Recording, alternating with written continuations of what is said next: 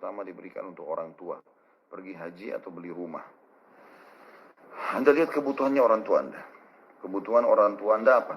Kalau kebutuhannya rumah, belikan rumah. Kalau dia mintanya haji, ya hajikan. Lihat tentunya keadaannya seperti apa.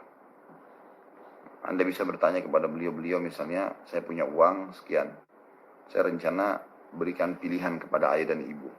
Yang mana kira-kira dipilih? Saya belikan rumah yang bisa dipakai, yang bisa ditinggali, atau saya hajikan bapak dan ibu misalnya. Kalau mereka pilih haji, ya sudah, hajikan saja gitu. Tapi kalau mereka bilang sepertinya kita butuh rumah, insya Allah haji nanti menyusul gitu, mereka lebih tahu hajatnya, maka Anda belikan rumah saja dulu. Ya, Allahu a'lam. Selanjutnya, Ustaz, saya ingin menikah namun orang tua tidak izinkan. Solusinya bagaimana? Ini sering sekali ditanyakan ya.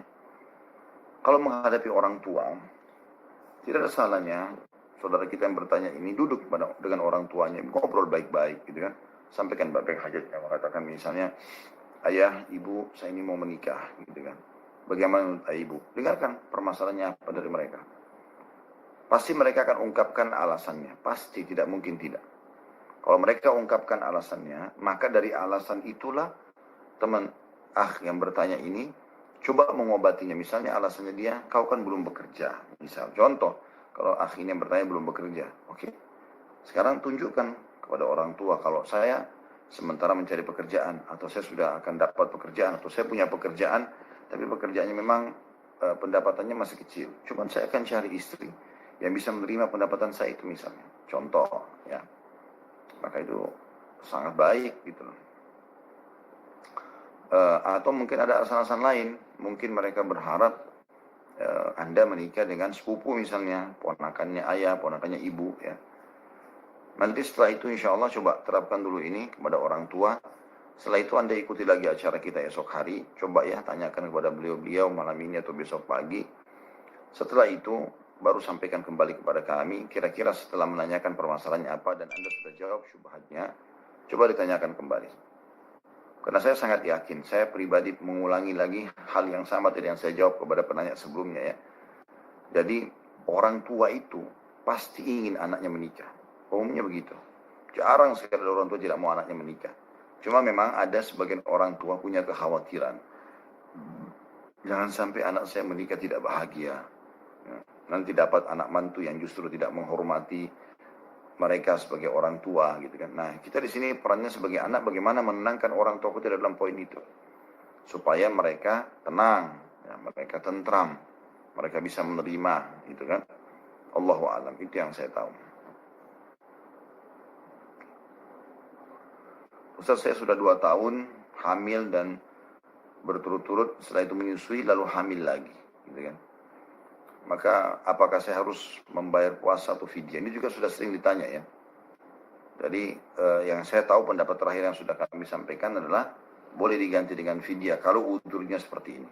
Kalau udurnya seperti ini.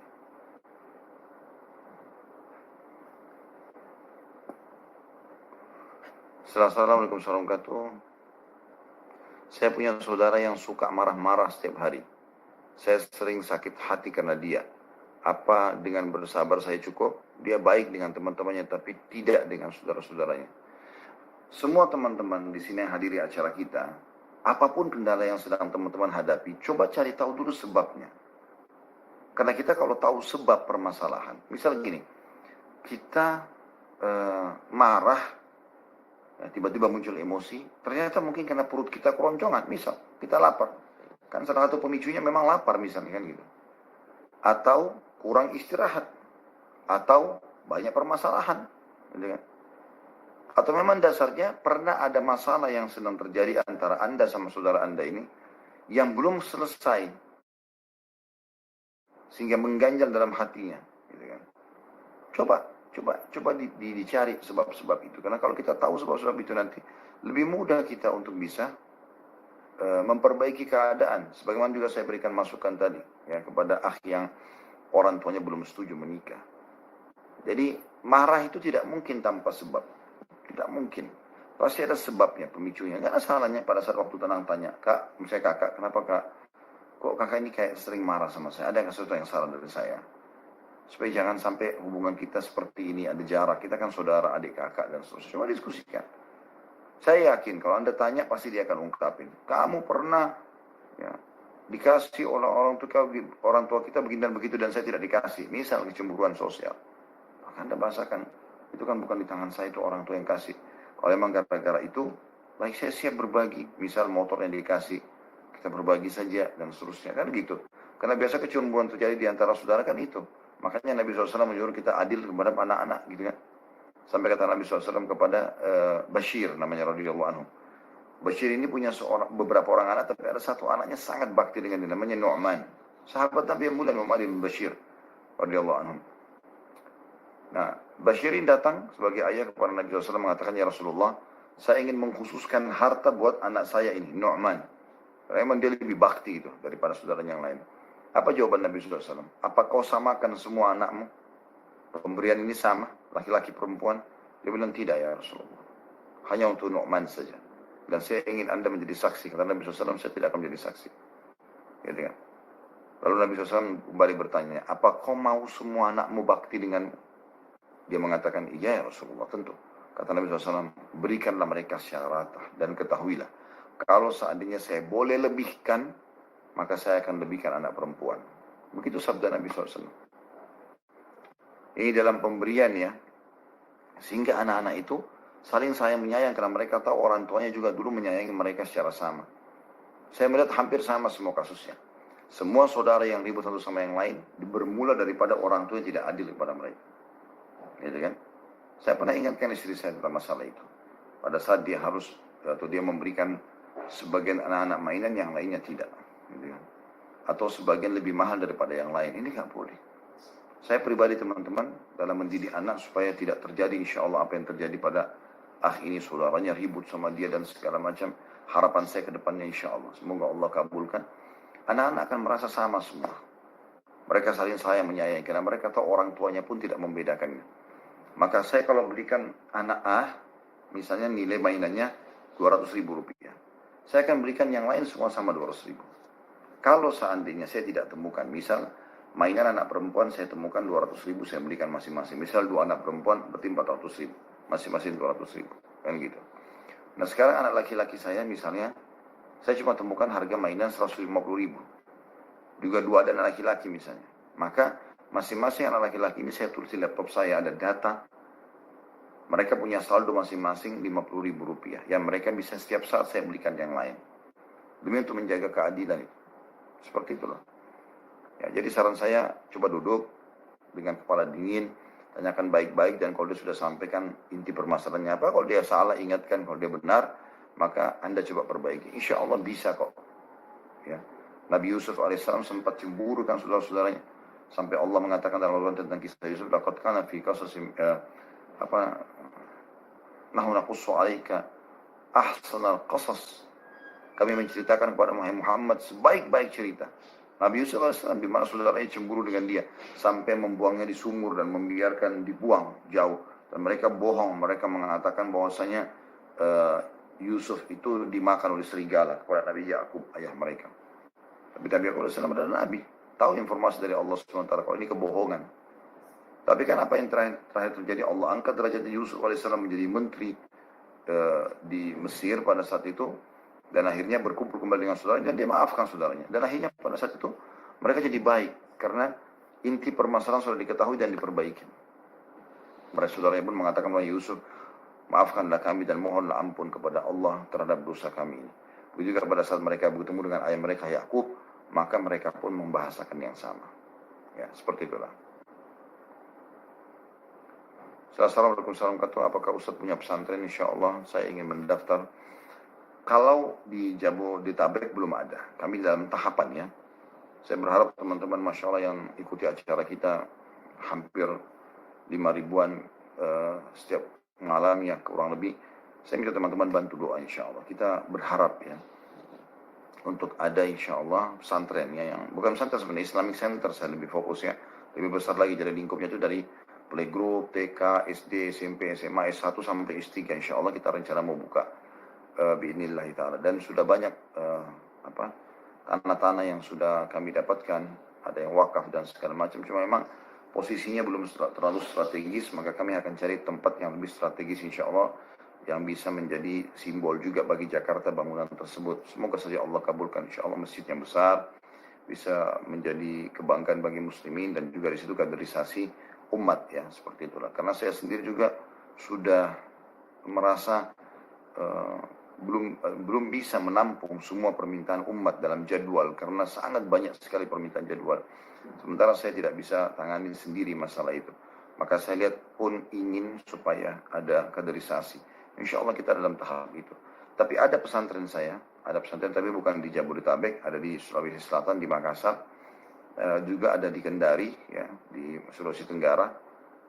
Ini sementara insya Allah berjalan dan sudah berjalan cukup lama di sana.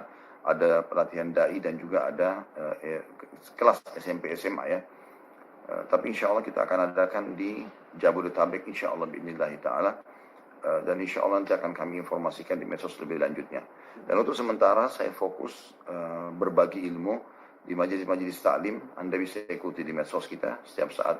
Sebelum pandemi ini selalu kita kirim jadwal, kita beritakan jadwal-jadwal itu ya, jadwal di Instagram, ya, di medsos secara umum ya, di YouTube juga kami beritakan insya Allah.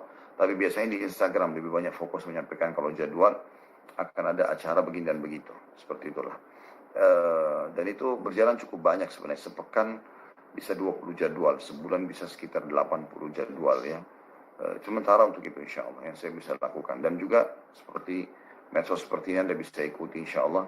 Ini sama saja dengan Anda video call dengan saya sebenarnya ya. Walaupun di sini Masya Allah banyak ikut, tapi anggap Anda sedang ya, sendirian untuk bertanya masalah hukum. Karena sama saja sedang ya, komunikasi untuk interaktif secara langsung insya Allah. Baik teman-teman dari Indonesia atau di luar negeri sana. Ada teman-teman Masya Allah dari Brunei, ada yang dari Malaysia, ada yang dari Saudi, ada yang dari Eropa, ada yang dari Amerika yang mengikuti acara kita Masya Allah. Sama saja Anda interaksi secara langsung seperti kita berhadapan kan gitu. Jadi sama saja juga dengan belajar secara langsung insya Allah ya. Jadi kurang lebih seperti itu ya insya Allah. Nanti kalau Anda akhir tadi yang bertanya masalah pesantren itu, bisa nanti bertanya secara khusus, kirim ke admin di 08 satunya 3 kali 33053353. Kalau Anda di sekitar Sulawesi saya akan sampaikan insya Allah nanti di mana lokasinya ya. Ya insya Allah nanti admin akan sampaikan Mas. Anda silakan bertanya ke Dimas ya yang memegang nomor itu. Tapi untuk sementara Sabtu dan Ahad beliau off. Insya Allah hari Senin baru aktif lagi. Ya, nanti insya Allah mudah-mudahan beliau akan ingatkan kepada saya dan kita akan kirimkan nomor telepon Ustadz yang bantu saya di sana, Ustadz Marwan, jazakallahu khair, sekretaris yayasan kami di Sulawesi yang mengelola pesantren itu. Selanjutnya saya mau bertanya doa yang didekatkan dengan jodoh Ustaz. Ini banyak sekali orang bertanya masalah jodoh ya. Saya rasa mudahkan saja, gitu kan? Mudahkan saja pernikahan ini, jangan dipersulit. Mudahkan pernikahan sebagaimana mudahnya Anda makan, ya, Anda mudahnya minum, seperti itulah. Jangan dipersulit itu. Tidak ada sesuatu yang berat di situ. Mudahkan saja. Insya Allah, kalau Anda mudahkan, Allah SWT juga akan mudahkan jalannya. Karena Allah mengatakan dalam Al-Quran, A'udzubillahi minasyaitonirrajim, walladzina jahadu fina lanahdiyannahum subulana. Orang-orang yang ya, menempuh, ya, berusaha memaksakan diri ke jalan kami akan mudahkan mereka ke jalan kami. Jadi nggak ada yang sulit sebenarnya. Mudahkan saja pernikahan itu. Kalau Anda mau doa secara khusus, saya tidak tahu, tapi Anda bisa ungkapkan dalam bahasa Indonesia. Angkat tangan ke langit, berdoa memuji Allah, baca salawat pada Nabi SAW. Ya Allah, mudahkanlah jodoh untukku. Dan saran kami, minta jodoh kepada Allah Subhanahu Wa Taala secara global. Jadi bilang gini, ya Allah karuniakanlah aku pasangan yang terbaik untukku. Seperti itu. Jadi nggak usah bilang saya mau ya Allah perempuan tinggi, putih, bule, ya, S1 atau S2, kaya, terlalu terinci. Jadi kalau belum ada di sekitar Anda akan tertunda terus. Dan ya Allah mudahkanlah buat saya jodoh yang terbaik buat saya Allah, dan buatlah saya ridho dengan itu. Jadi kalau memang itu jodoh Anda dekat, maka Allah mudahkan insya Allah. Saya ingat sekali dulu Syekh Ziyad, guru kami, hafizahullah, pernah tabligh akbar di Makassar. Kemudian beliau cerita pengalamannya waktu itu ya, bicara tentang wasiat-wasiat kaum salaf, tentang masalah keimanan. Beliau mengatakan, saya mau berbagi teman-teman sekalian. Kalau berdoa kepada Allah, cobalah berdoa secara global dan jangan, tidak usah mendikte Allah. Ya. Kecuali memang Anda butuh menikah dengan seseorang dan mengatakan, ya Allah, jadikan dia jodoh saya, itu bisa saja. Tetapi lebih baik kalau Anda mengatakan, ya Allah, berikanlah kepadaku jodoh yang terbaik. Menurut Allah subhanahu wa ta'ala, nanti Allah mudahkan. Maka dia bilang, saya pernah waktu awal nikah, saya berdoa begini, ya Allah, dari awal nikah ya Allah, jangan engkau berikan aku anak kecuali anak laki-laki. Dia mengatakan, kalau saya tidak salah ingat ya, antara 4 atau 5 kali istrinya keguguran. 4 atau 5 kali. 5 kali kalau nggak salah, keguguran terus istrinya. Ternyata keguguran itu, dicek pakai USG itu, ternyata anaknya perempuan. Dan dia minta laki-laki sama Allah kan. Jadi gugur semua itu, anak-anak perempuan. Dia bilang, sampai saya pusing, saya ketemu sama guru saya, kebetulan beliau murid langsung Syekh Albani, rahimahullah. Maka Syekh Albani, dia mengatakan, Syekh ada masalah begini dan begitu, tolong doakan saya supaya saya mudah mendapatkan anak. Lalu kata dia, Syekh Albani mendoakan, ya Allah, karuniakanlah saudaraku ini anak-anak yang soleh. Mau laki-laki, mau perempuan, pokoknya yang baik. Maka saya aminkan. Subhanallah, setelah itu saya ridho, saya coba terima laki-laki atau perempuan, tidak ada masalah. Sekarang Masya Allah, terakhir saya ketemu di Jordan beberapa bulan yang lalu ya, di bulan Desember. Ya, kalau salah Desember atau Januari kemarin ya. Itu saya sempat ketemu di sana dan beliau sudah punya 5 anak antara laki-laki dan perempuan. Jadi minta aja secara global insya Allah. Itu yang saya tahu. Dan jangan berhenti teman-teman memohon sampai Allah mudahkan.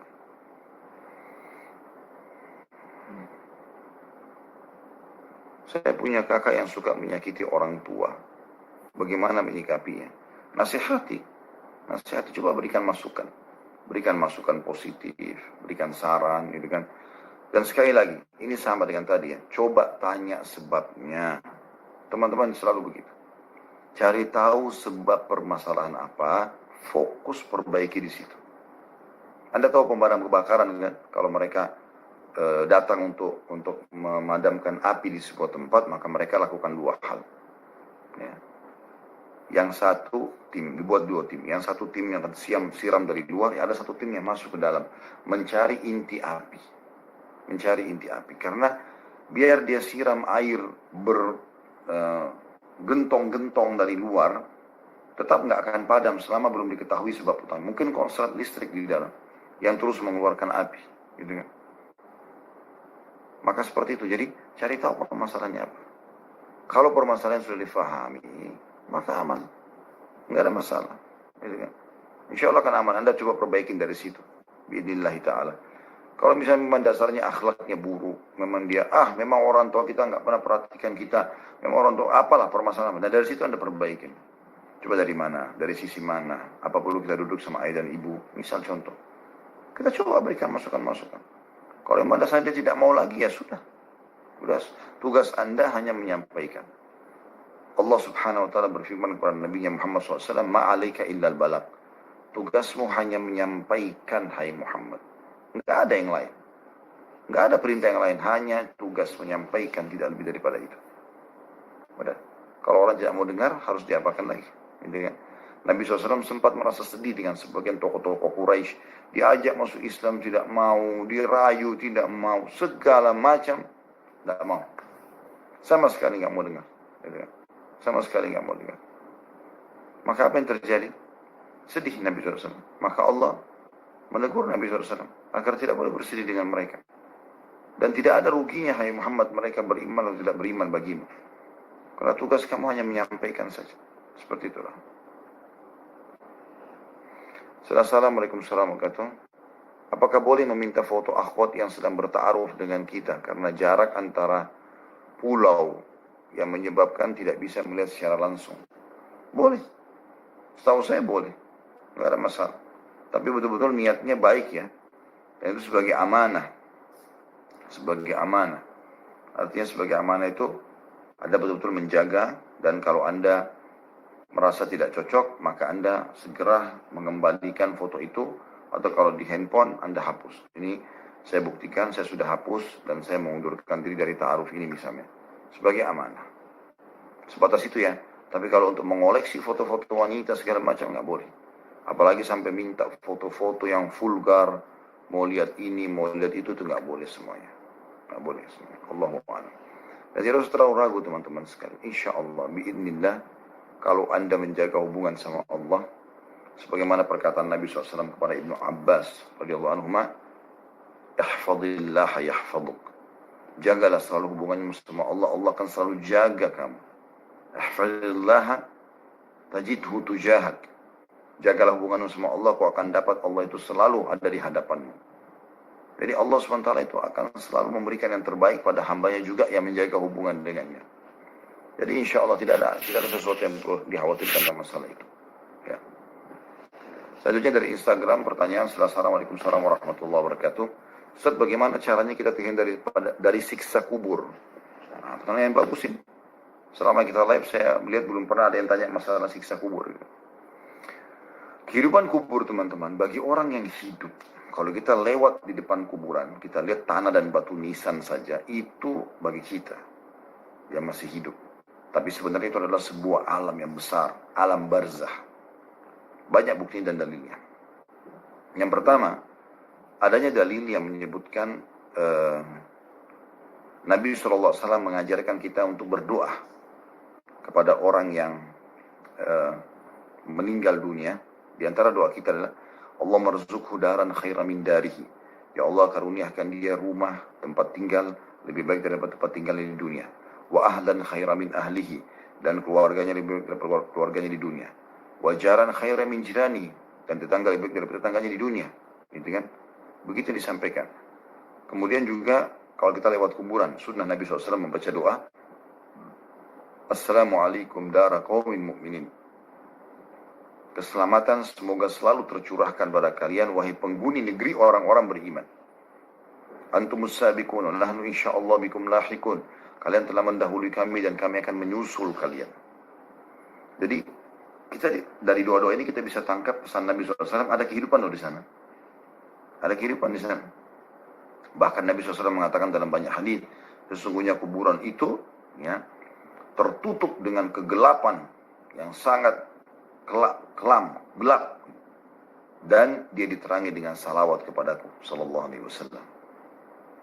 Juga Nabi SAW mengatakan pernah melewati dua kuburan, kemudian mengatakan sesungguhnya dua penghuni kuburan sedang disiksa, dan mereka disiksa dengan perbuatan yang tidak dianggap besar oleh orang, tapi ketahuilah dia adalah perbuatan yang besar, sebagian dari dosa besar. Salah satunya suka mengadu domba, yang satu lagi tidak cebok pada saat kencing. Itu sudah saya rincikan panjang lebar di kajian kitab At-Tadhkirah. Ya, ini buku yang ditulis oleh Imam Qurtubi rahimahullah. Dan kita insya Allah di YouTube, kalau teman-teman masuk di YouTube, di channel kami Habib Basalamah, cari playlistnya, terus cari kajian kitab At-Tadhkirah. Itu khusus bicara masalah kematian sampai ke surga dan neraka. Walaupun kita masih membahas tentang masalah kematian sampai sekarang, yang sudah mungkin ada 30 atau 40 kali pertemuan. Tapi yang jelas teman-teman sekalian, hadis ini sudah panjang lebar kita paparkan. Jadi memang salah satu konsep dasar rukun iman seorang muslim yang kelima, iman kepada hari kiamat, itu rentetannya adalah iman kepada kematian, iman kepada alam barzah, kehidupan di kuburan, iman kepada hari kebangkitan, hisab, ya, ditimbang amal baik, amal buruk. Wa may ya'mal mithqala dzarratin khairan yara, wa may ya'mal mithqala dzarratin syarran yara. Siapa yang berbuat seperti biji sawi dari kebaikan akan dia lihat, siapa yang berbuat seperti biji sawi dari keburukan dia akan lihat, gitu kan. Kemudian juga ada surga dan neraka. Ini satu paket. Jadi ini dulu ya, poin pertama. Poin yang kedua, lalu perbuatan apa saja yang bisa mendatangkan siksa kubur? Maka jawaban kami adalah semua jenis dosa, terutama dosa besar yang tidak sempat seseorang bertobat darinya. Itu akan menjadi penyebab siksa kubur. Ya perzinahan yang tidak tobat, ya riba yang tidak tobat, ya bohong yang tidak tobat. Semua ini teman-teman sekalian penyebab siksa kubur. Apapun itu, apalagi dosa-dosa besar ya. Kalau dosa-dosa kecil, insya Allah kita harapkan, mudah-mudahan Allah Subhanahu Wa Taala maafkan dengan istighfarnya, ya dengan sholatnya, dengan sedekahnya, dengan baca Qur'annya, kan gitu. Semua itu akan menjadi penyebab diampuni dosa-dosanya. Kemudian masuk juga durhaka dengan orang tua dan seterusnya. Nah, pertanyaan sekarang, bagaimana caranya menyelamatkan diri dari siksa kubur? Tentu banyak anjurannya, tapi kita simpulkan di poin-poin dasar. Yang pertama, selalulah bertobat dari dosa Anda. Selalu bertobat. Tidak boleh kita bermain-main soal ini. Harus betul-betul kita tobat nasuha dari semua dosa yang pernah kita lakukan. Jangan pernah tunda. Kata Nabi SAW, aku bertobat dan beristighfar kepada Allah sehari ya sampai 100 kali. Itu Nabi SAW, apalagi kita gitu. Kemudian yang kedua, selalu memohon kepada Allah berlindung agar diselamatkan dari siksa kubur. Karena sebelum salam, ada doa yang Nabi SAW selalu tekankan kepada kita. Dan itu Nabi SAW sering baca setelah salawat kepada beliau.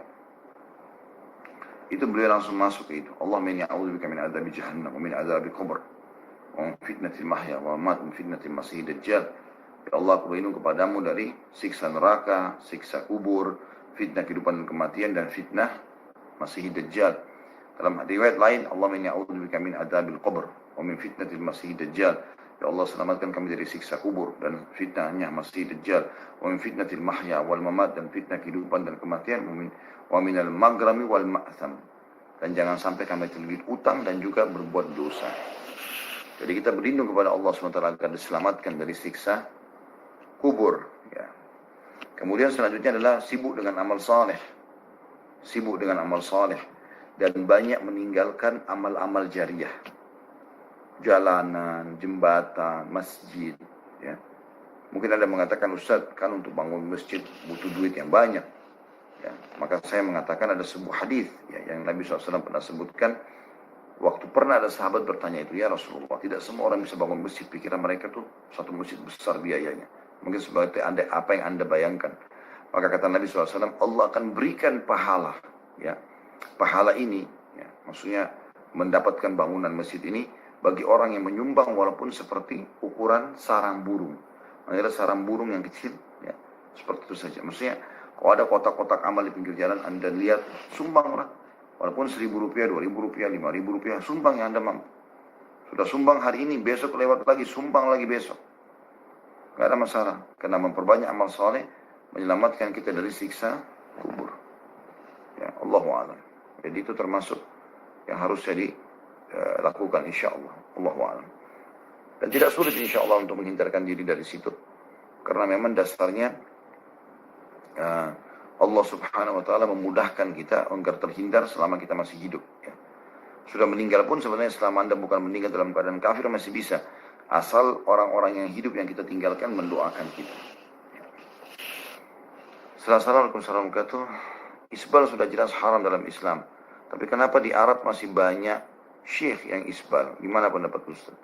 Syekh yang mana yang isbal itu? Saya pribadi tidak melihat di Arab atau di Timur Tengah. Ya, kalau ada seseorang yang faham betul agama, mereka masih musbil. Kecuali mungkin Allahu a'lam dia syad dalam arti kata, memang dia dasarnya belum sampai pada level yang dianggap seperti seorang syekh.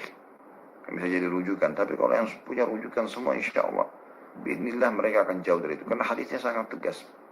Itu yang pertama. Yang kedua, teman-teman, bukan berarti sesuatu di Arab atau ada orang hidup di Arab berarti dia sudah dekat dengan surga. Jangan lupa di Mekah dulu di zaman Nabi SAW ada Abu Jahal, ada Abu Lahab. Tapi juga ada Abu Bakar dan Umar. Gitu kan. Sampai hari ini teman-teman, ada orang di Mekah tapi nggak sholat. Ya, gitu. Ada orang tinggal di Mekah sama Madinah, tapi jarang sekali menuju ke Ka'bah untuk tawaf. Ya.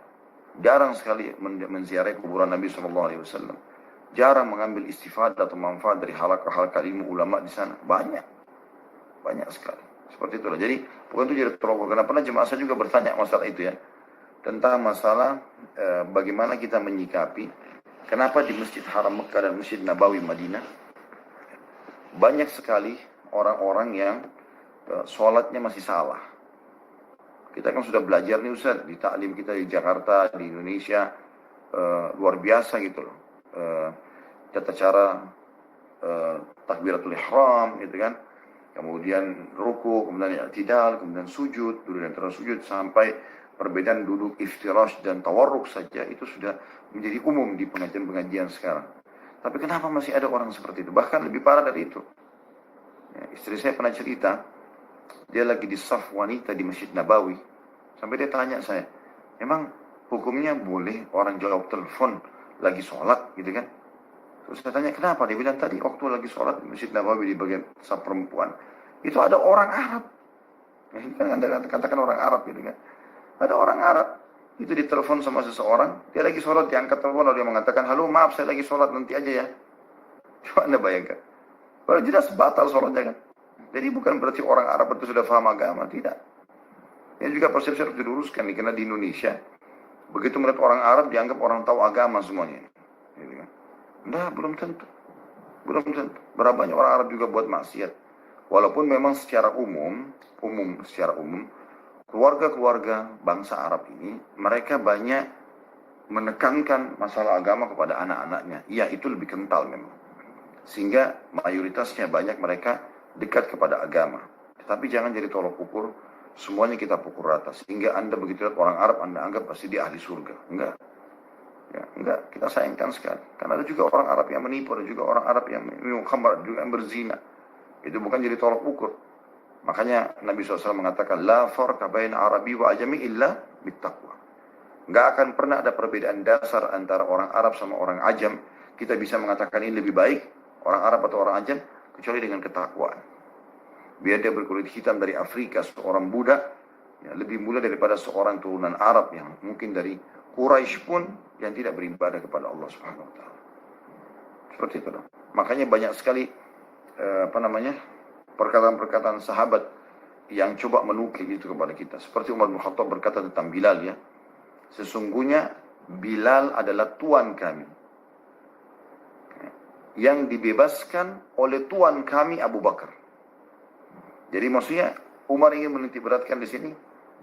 Sebagaimana dulu di zaman jahiliyah kita hanya menganggap orang Arab, orang Quraisy saja itu adalah turunan yang baik-baik gitu kan, yang bisa dihormati. Sementara Bilal dan berkulit hitam ini budak yang tidak wajar untuk dihormati, tidak layak gitu.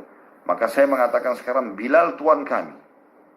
Dan dibebaskan oleh tuan kami juga Abu Bakar. Karena dua-duanya bertakwa sama Allah, dua-duanya kita anggap tuan gitu. Seperti itu. Pernah Muawiyah radhiyallahu anhu ketemu dengan seseorang. Subhanallah saya lupa namanya orang ini. Masyhur orang ini, seorang sahabat Nabi. Rupanya dia dulu pernah membeli Darun Nadwa. Anda tahu Darun Nadwa itu? Itu rumah kebanggaannya Quraisy. Darun Nadwa ini teman-teman selalu dijadikan tempat kumpulnya orang Quraisy, memuncakkan permasalahan mereka. Bahkan disitulah orang Quraisy berkumpul untuk mengatur strategi membunuh Nabi SAW hari hijrah, pada malam hijrah ke Madinah yang mereka ingin membunuh Nabi kan. Nah rupanya orang ini membeli Darun Nadwa dari pemilik yang memegang kuncinya hanya dengan sekendi khamar. Ringkas cerita, mereka mabuk sama-sama masa jahiliyah. Kemudian terjadi negosiasi.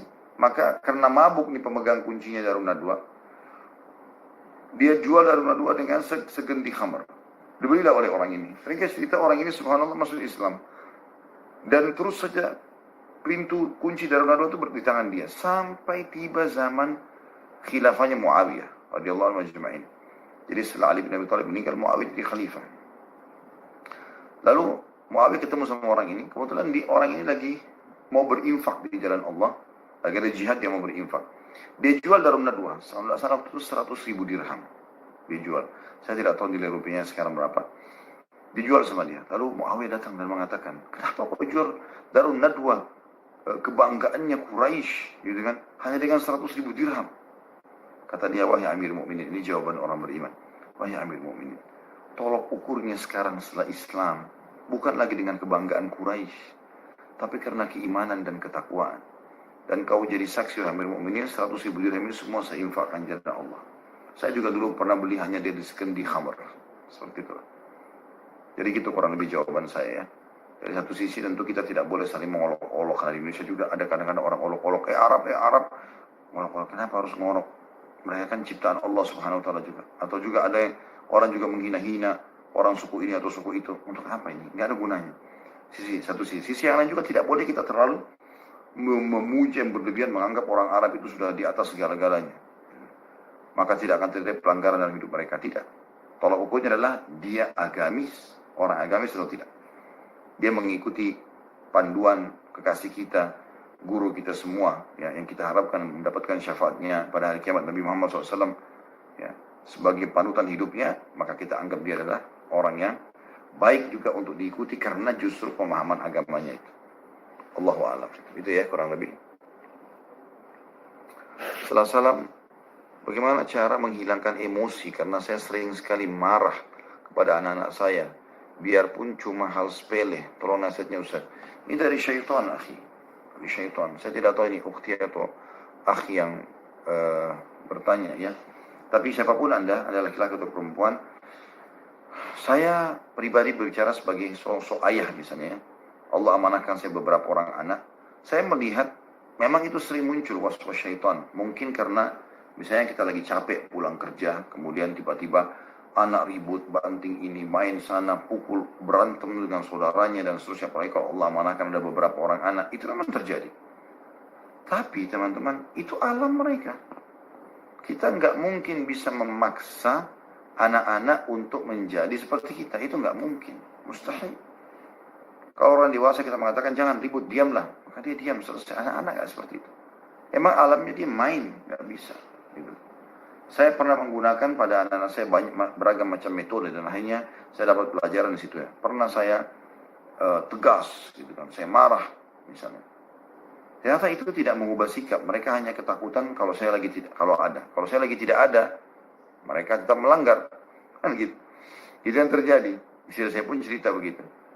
Sekarang tidak saya ubah, saya menjadikan retorika yang lain gitu. Dan alhamdulillah sudah berjalan sekian tahun.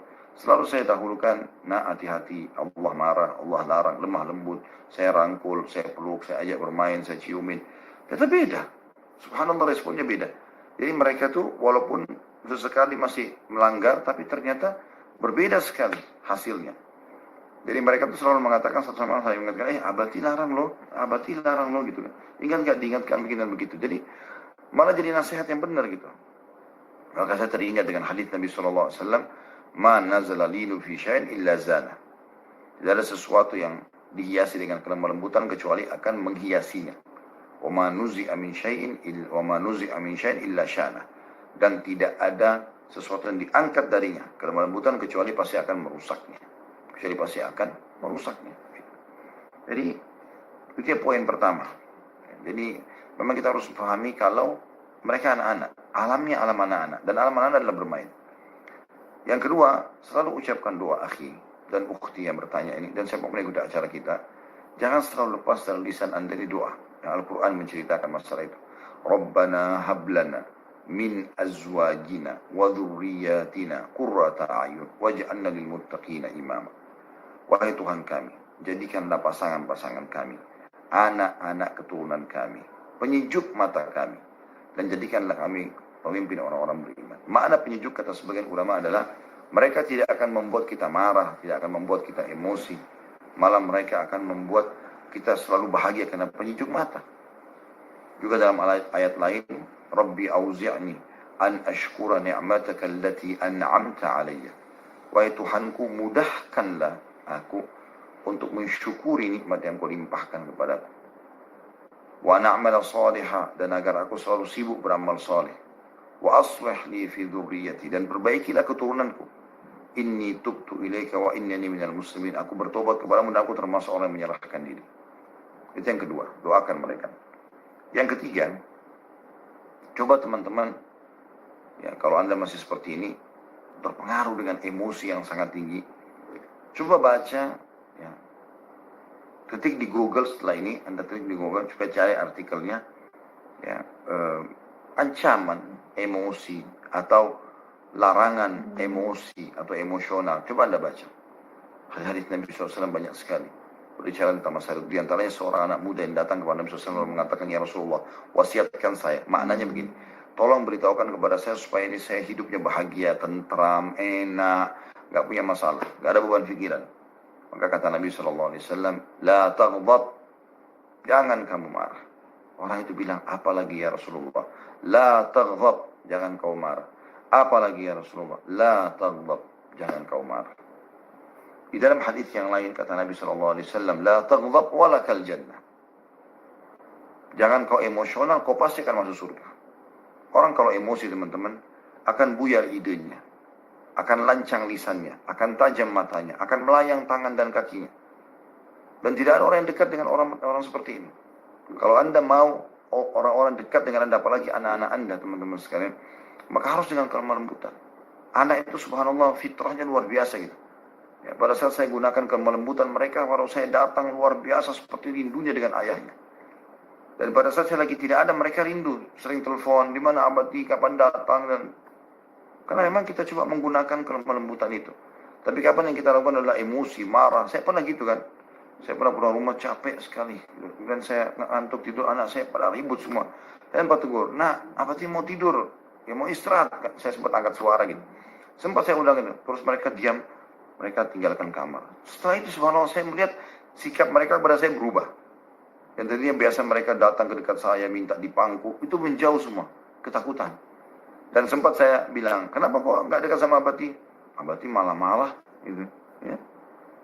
Padahal itu cuma memang dalam kondisi kita merasa diri kita sebagai orang dewasa benar, kita ngantuk. Tapi mereka nggak tangkap itu. Mereka nggak tangkap itu. Mereka tangkapnya, ya marah gitu. Kan tak mungkin, anak-anak itu ada alamnya tersendiri, teman-teman sekalian. Saya berharap, insya Allah yang bertanya ini sudah terwakili apa yang diharapkan ya. Dan mohon maaf teman-teman sekalian, sudah kurang lebih 1 jam lebih kita bersama-sama insya Allah. Saya mohon diri dulu karena saya juga harus memberikan waktu buat anak dan istri saya insya Allah. Dan kita akan ketemu lagi, nggak usah khawatir, selama Allah berikan umur insya Allah di esok hari. Dan bagi teman-teman yang sudah ikuti acara selalu kita ini, pasti tahu ya, Anda akan bisa mengajukan pertanyaan, bahkan apa yang tidak sebenarnya Anda bisa bertanya di nomor yang sudah sering kami paparkan di layar di 08 123 kali 3305353. Dan insya Allah kalau Anda termasuk orang yang ikut share link kita, maka akan ada hadiah. Kami sudah menyiapkan kurang lebih ya hampir 1000 eksemplar buku tentang risalah puasa Nabi. Dan insya Allah akan secepat mungkin kita akan kirimkan kepada teman-teman yang sangat aktif selama ini, masya Allah, jazakumullah khairan. Kita punya data-datanya selama live ini. Mereka sangat aktif ya, mengirim link-link kita. Sebagaimana sudah saya bahasakan teman-teman sekalian di YouTube, subscribe. Kami temukan data ratusan ribu tidak men-subscribe. Padahal dengan jempol Anda dapat pahala. Sebagaimana saya sampaikan ini, Anda cuma duduk dengar, Anda dengan jempol dapat pahala seperti saya. Apa susahnya?